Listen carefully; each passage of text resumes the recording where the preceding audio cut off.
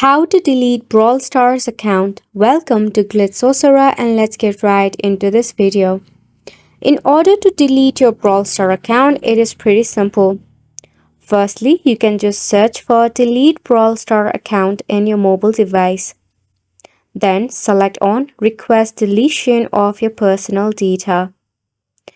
So all you have to do is actually launch your Brawl Star application. If your Brawl Star is connected to your ID, you will be easily able to remove or delete your account. In order to do so, you can check out the settings from the menu in your game. Head over to Help and Support. Under the Account option, search for Access or Delete Your Data option. It might have a plus sign to expand the option.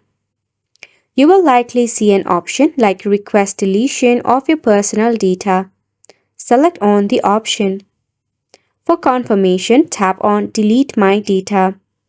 This will initiate a chat with a support agent. Follow the instruction to confirm your request. You will likely need to confirm you understand this permanent deletes your account and all progress, that is your in-game data.